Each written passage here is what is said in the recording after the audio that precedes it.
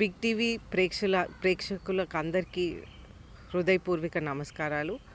అందరికీ happy new year చెప్తూ, ఈ న్యూ ఇయర్లో పాత ఇయర్ పోయింది, కొత్త న్యూ ఇయర్ వచ్చింది. 2024 వచ్చింది. ఇప్పుడు నారా చంద్రబాబు నాయుడు గారు మళ్ళీ ముఖ్యమంత్రి అవబోతున్నారు అనేది ప్రజలకి పూర్తి నమ్మకం వచ్చేసిందనమాట. అయితే మనం చూస్తుంటే ఈ 4.5 years ఈ గవర్నమెంట్లో అసలు ఉపాధి అనేది పూర్తిగా పోయింది.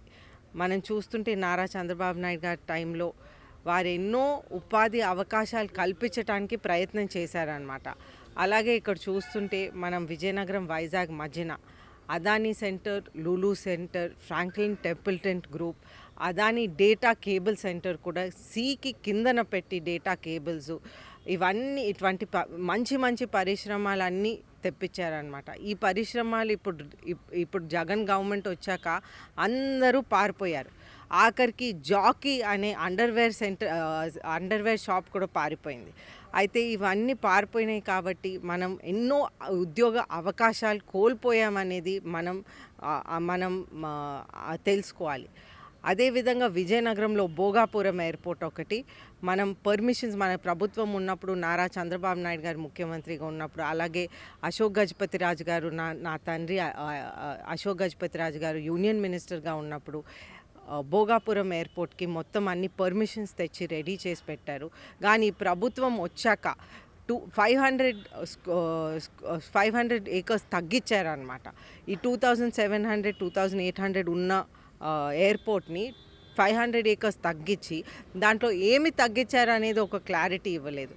అప్పుడు పుష్పాటి అశోక్ గజపతి రాజు గారు అడిగినప్పుడు ఏ పార్ట్ తగ్గించారు, మీరు కార్గో తగ్గించారా, మెయింటెనెన్స్ రిపేర్ ఓవరాల్ తగ్గించారా, లేకపోతే ఏమి తగ్గించారు, రన్వే లెంత్ తగ్గిస్తే యాక్సిడెంట్స్ అయిపోతాయి, అలాగే ఏది తగ్గించారు అనేది ఒక క్లారిటీ అడిగితే ఆ క్లారిటీ కూడా ఇవ్వలేదు.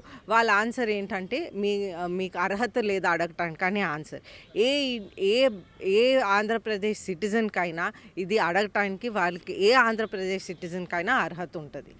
అదే కాకుండా మనం చూస్తుంటే భోగాపురం ఎయిర్పోర్ట్ పూర్తిగా నిర్వీర్యం అయిపోయినాయి. జస్ట్ ఏదో శంకుస్థాపన వేసేసి ఏదో కార్యక్రమం ఏదో అడ్వర్టైజ్మెంట్ కోసం చేసేసారు. ఇది ఒక అడ్వర్టైజ్మెంట్ ప్రభుత్వం. అదే కాకుండా మనం చూస్తుంటే ఎన్ని ఉద్యోగ అవకాశాలు కోల్పోయామో అది ఆగిపోవటం వలన అనేది మనం అది కూడా ఆలోచించాలి. ఇప్పుడు మెయింటెనెన్స్ రిపేర్ ఓవరాల్ వచ్చిందనుకోండి, మనకి ఏ ఉద్యోగ సాఫ్ట్వేర్ కంపెనీస్ కన్నా ఒక 4 ఉద్యోగ అవకాశాలు వస్తాయి దాంట్లో. అది కూడా వాళ్ళు ఆపేశారు. అలాగే చూస్తే మనకి కార్గోలో ఎన్నో ఉద్యోగ అవకాశాలు వస్తాయి కార్గోలో కూడా. ప్లస్ మన ఇక్కడ ఈ ప్రాంతంలో ఏదైనా పండిస్తే కూడా అది అబ్రాడ్ పంపించే అవకాశం కూడా ఉంటుంది. ప్రైస్ అనేది ఇక్కడికి వచ్చే ప్రైస్ కన్నా అది అబ్రాడ్ వెళ్తే ఆ ప్రైస్ కూడా పెరుగుతుంది. ఇంకా అది సంపద సృష్టించడం జరుగుతుందన్నమాట. ఒక ఎయిర్పోర్ట్ వచ్చిన చోట దాని చుట్టుపక్కల ఎన్నో హోటల్స్ అవనివ్వండి, టిఫిన్ సెంటర్స్ అవనివ్వండి, టూరిజం అవనివ్వండి, ఇటువంటి అన్నీ పెరుగుతాయి. అలాగే ఇండస్ట్రీ, అలాగే ఫార్మసీ, అలాగే వేరే పరిశ్రమలు అన్నీ పెరిగి ఎంతో ఆ ఏరియా ఎంతో మెరుగుపడుతుంది.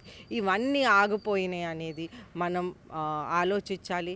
కాబట్టి మనం అందరం కలిసికట్టుగా ఉండి 5 కోట్ల ఆంధ్ర ప్రజలు కలిసికట్టుగా తెలుగుదేశం పార్టీని గెలిపించి మళ్ళీ నారా చంద్రబాబు నాయుడు గారిని ముఖ్యమంత్రిగా చూడాలని కోరుకుంటూ సెలవు తీసుకుంటాను. అందరికీ నూతన సంవత్సర శుభాకాంక్షలు. అలాగే మీ అందరికీ సంక్రాంతి శుభాకాంక్షలు.